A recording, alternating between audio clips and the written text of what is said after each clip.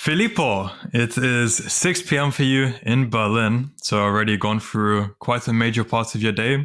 How has your day been so far? My day has been fantabulous. Interesting, interesting. And why is that? Well, because as long as you're working towards your goals and you're still breathing, you're winning. A good point. Love that.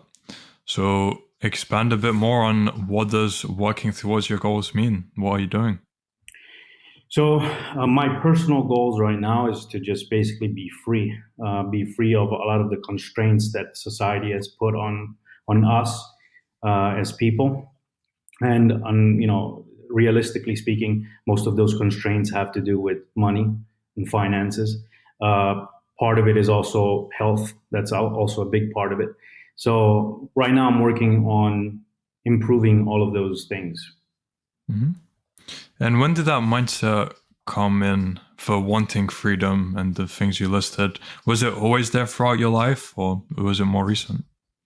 So it's always been there. I've always been the type to kind of ask myself more questions as to, why do people act the way they do.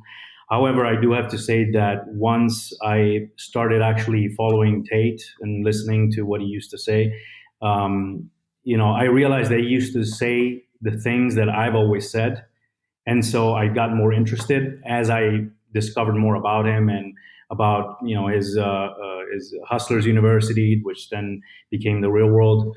I actually became more and more interested, and that kind of developed even more until I finally joined the Real World, and from there it just kind of expanded. Right. So, before joining, what did you expect the real world would be like, and how different was it from your expectations? So, in all honesty, I never thought that the real world was a scam or anything like that. I just wasn't sure how much value it would actually provide. I thought it was something that perhaps maybe you could get some value that perhaps you could get maybe on some YouTube videos or some books. So I wasn't sure, but I decided to just follow my instincts and say, okay, let's just try it. Once I joined, I did realize that it was actually much more than a simple, point in the right direction. It was actually a way that it explained to you how to do things. hmm Okay, so now in a personal sense, what do you do, and how did the real world contribute to it? Okay, so I do quite a few things as far as how I've made money because of the real world. It was basically through stocks, through the stock market. I was already involved in the stock market when I joined. However, I didn't know many things. I was lacking a lot of knowledge. So joining the real world actually helped me to understand many things. And full disclosure, I haven't even gone through the full course because I was looking at different courses within the real world, and just the small knowledge that I got from there really helped me out. hmm Okay, very interesting. So, why did you choose stocks? Well, my brother suggested me to get into stocks a while ago because he's always mentioned that I was good with money. I could I had kind of a personality where I was calm. I've always been calm. So he said, in stocks you can make a lot of money, you can also lose a lot of money. So he said, why don't you just give it a try, and perhaps that might be something you're good at. Okay, so yeah, you just have good emotional control. Yeah, I do believe I have very good emotional control. And just saying I do believe shows that yeah, your ego isn't too high because like it's a self-reflective way of saying it. So yeah, cool. Now, how different has the material been within the real world compared to what's out there on the internet? Well, I think the main thing is that it has a real community. On a personal note, I've always considered myself an obsessive compulsive loner. Not that I was antisocial, but I have never cultivated a large group of friends, and that has always been on purpose. Just because I didn't find anyone um, that I could actually mix with. It was more, I guess, difficult for me, I would say. So going into the real world, you actually find other individuals that have a very similar mindset. So I think that really helps you because number one, it shows you that you're not alone. Number two, it actually helps you to connect with people that have the same goals, and you learn from each other. So I think that is one of the biggest aspects that I really like about the real world. Right. It's interesting because Tay attracts people who are critical thinkers, at least from my perspective, from what I've seen. And that's usually the type of people you'd want to associate yourself with as well. And people who hate Tay, it's usually because of they don't critically think things through. As in they Right. just follow maybe what the media has said or like anything other surface level thing. So yeah, then here you have a whole community of people who were attracted by Tate's message. So it's already kind of a filter there. And it's easier to connect with them after that. I mean, yeah, that's what you're saying, right? Yes, of course. I mean, I think that good emotional self control is very important. I think that people who tend to think more emotionally than objectively or logically, I would say, they they tend to not be able to accept certain realities of life, and so it makes it more difficult for them to actually be successful. Because in order to be successful in life, you have to accept reality and work through the boundaries or rules, and then you can make your own rules. But first, you need to understand them, accept them, and then see how you can change them. All right, like a chess game. Very interesting. Okay, cool. Loving it so far. So, in terms of how much money you've made since joining the real world, and maybe first some perspective, like how much were you trading stocks before joining, and then how has that improved since, if you were, or just income in general since joining? Yeah, I mean, I've to put it in perspective. I mean, I started with it was roughly around $25,000. I turned that into 39,000. However, after joining, I turned that into, I believe, another to 85,000. So, I mean, that has been a massive growth. So, and I will also say that I have not been extremely active. Like there's been times that I've just was more focused on other things due to my life situation and things like that. I travel a lot, so I know that if I were to focus even more, which is actually my plan, coming from here, I would say that I'm sure that the real world would help me to multiply that by many times. And in what time period did you grow that income? It was about 5 months. Okay.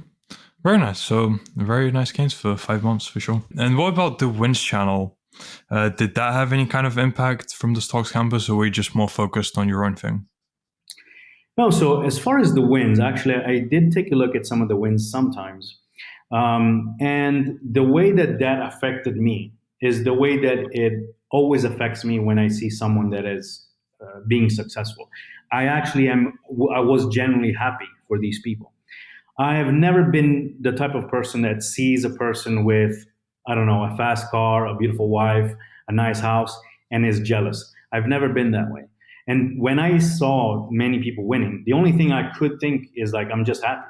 I'm happy that they're winning. I'm happy that they're being successful. If anything, I might want to learn how they've done it. I don't think that having a mindset to have any kind of sort of jealousy is actually conducive to anything. And I believe probably most of the people that actually join the real world probably think like that. Of course, there might be that competitive spirit which says, okay, well, if he's done 20 and I want to do 40, if he's done 40, I want to do 100,000. I have that too, but I would never want to take that away from them. And I think this is an important mindset to have because I've noticed that the people in the real world, they actually want to help each other. When I've had a question, even as a banal question, uh, I've seen that someone is always ready to answer very quickly, and not just me, but even other people.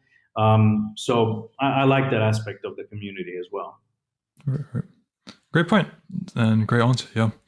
Has your average day changed at all since you've joined? So if it has, how different is your average day now compared to before joining the reward? So the way that it changed the most is that I have direction. Because the thing is that when I was trading stocks, to be completely frank with you, I really didn't know what I was doing. I mean, when I first bought my first shares, I didn't actually even know how to sell them. So I was basically reckless. Like I was just doing what I could, and if I see green, okay, I take it, and that's it. um, Being able to join a course that actually broke down the terminology, it's all in one place. It actually gave me a structure. It gave me something to look forward to because uh, sometimes you need a little bit of direction when you don't know what you're doing.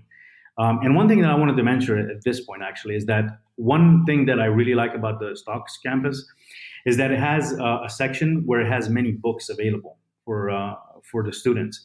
So, for example, there's a section where, like, if you're interested in day trading, or swing trading, or how to read graphs, or long-term trading, you can go and read that. And I always, as soon as I found that section, I thought that that was like such a great value for the money that you're paying, because it's like I've always thought like, okay, I want to read books about stock investing, but I have no idea where to start. There's hundreds of thousands of books on Amazon or anywhere. So, but there you have a full choice. Okay, what do you want to learn? It's there. Hmm. Good point. I haven't heard that before as well, so I'm learning some new insights as well. Something for me to check out. Very good. What would you say was the biggest challenge you faced when first implementing the lessons you learned within the Stocks campus? I guess the main thing was to learn how to not be so aggressive. I've realized trading stocks that I have a very high risk tolerance, and that is definitely not the way to trade. Because yeah, you would get lucky. I've gotten lucky a few times, but the times where you get unlucky, um, you do really poorly.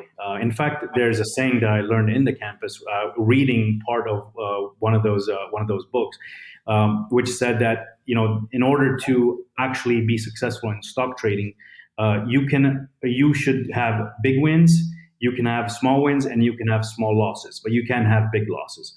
So part of what even the professor recommends is actually to say, okay, just invest only a small portion of your account, because then you don't have to trade with stress. You don't have to always be afraid of what's happening. You can be calm. Whatever happens happens. You learn from your mistake, or you celebrate the win, and you go on with your day. Okay, interesting.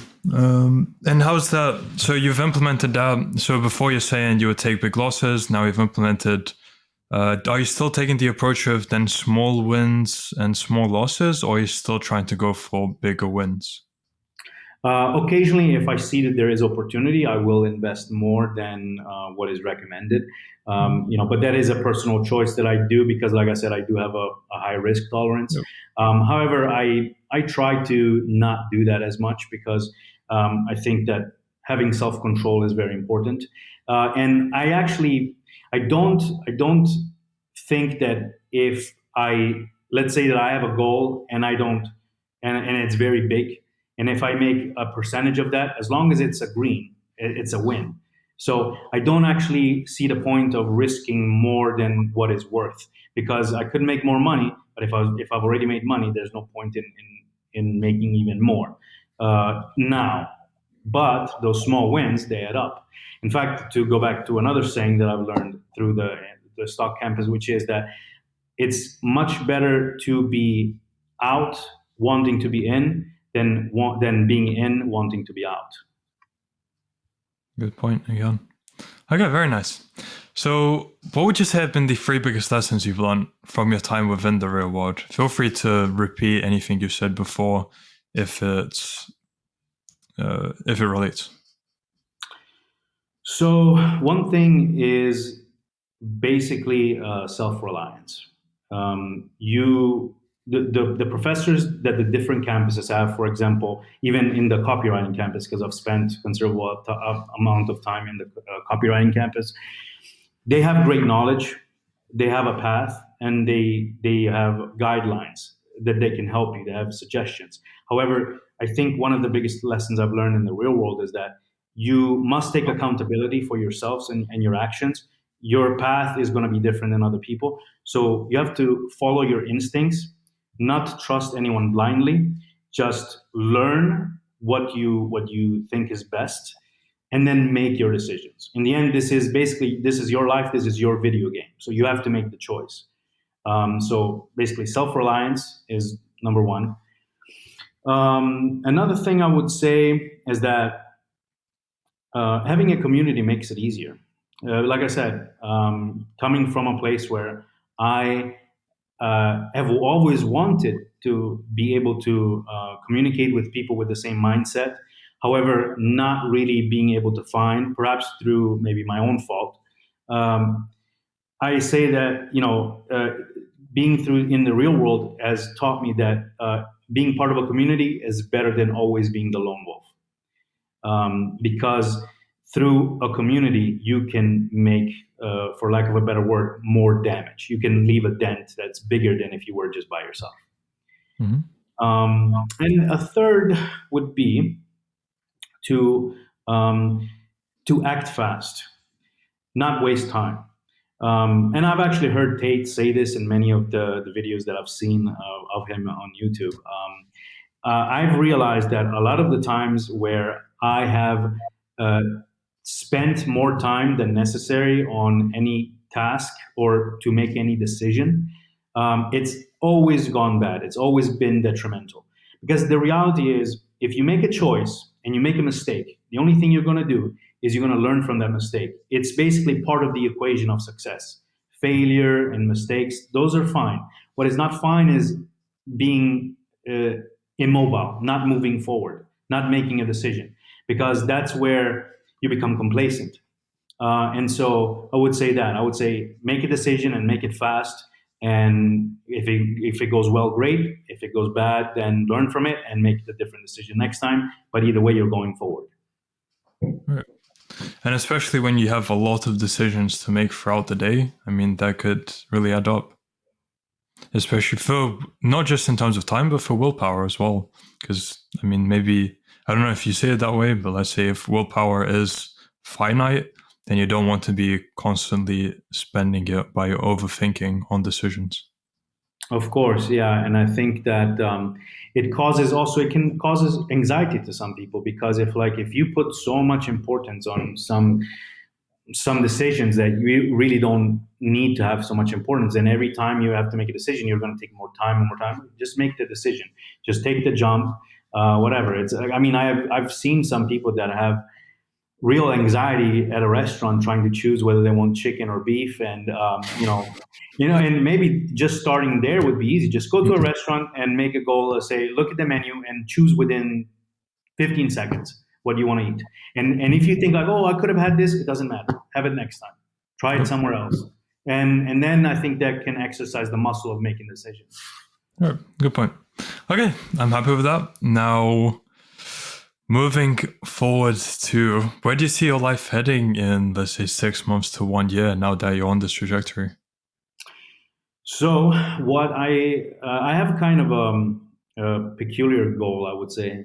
So my within the next year, I'd like to make to create a business that is making me enough income so that I can actually go back to my to the small town where I'm from in Sicily, and basically I want to run for mayor of the town, and I would like to basically offer to not accept a salary for the first year of working, because the reason why I want to do this is because um, my I have my town is basically a very small 1,000-year-old medieval burg.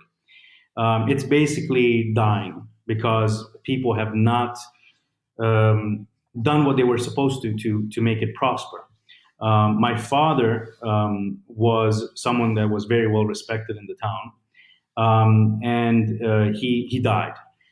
And I thought that the best way to basically avenge him, because I know that he did a lot of things for the town, the best way for me to avenge his memory and to basically continue his legacy would be to get in the town, solve a lot of the problems that the town has, but then show them that I don't even need to accept a salary from them.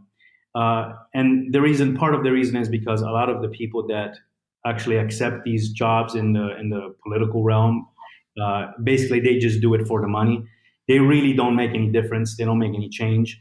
I'd like to be an example for these people, and I think that the real world can help me, create a business or any form of income where I can say, you know what, I let me just help you. Let me do this, and then you just don't even need to give me any money.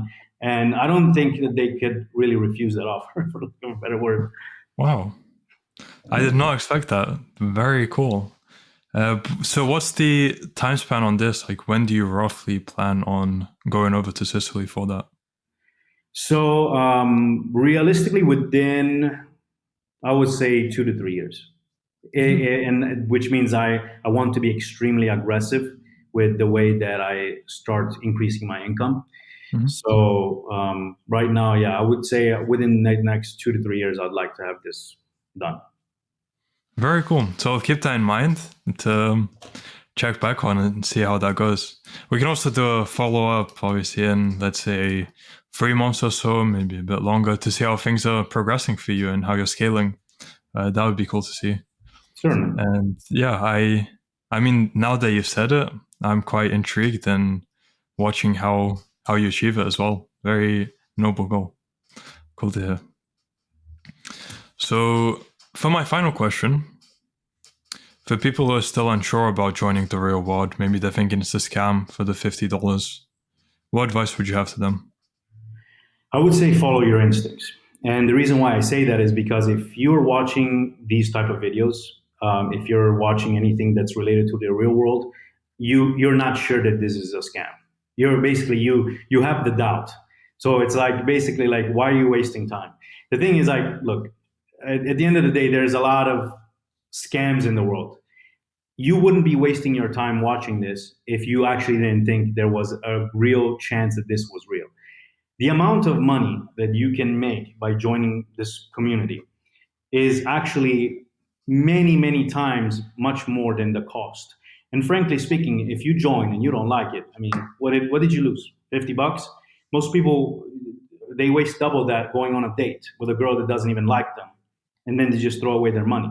So why don't you just follow your instincts and join? Or I would say, if you don't, if you really think this is a scam, then don't stop wasting your time watching these videos and then do something productive, right?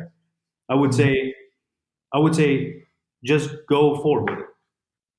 Right. So again, following your instinct. I like it. And yeah, making decision fast. So what you were saying with the your three biggest lessons as well. Good. Now, for people who are interested in finding out more about you or contacting you, where can they do so?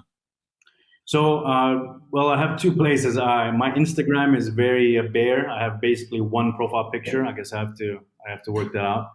But my Instagram is Filippo, Filippo underscore MH. That's my ID. Or you can email me at Filippo, MIHI at yahoo.com. Got it. So I'll add those to the description of the video. And Filippo, thank you very much for your time. Appreciate the insights as well, and I wish you all the best until next time. Thank you, Rogas.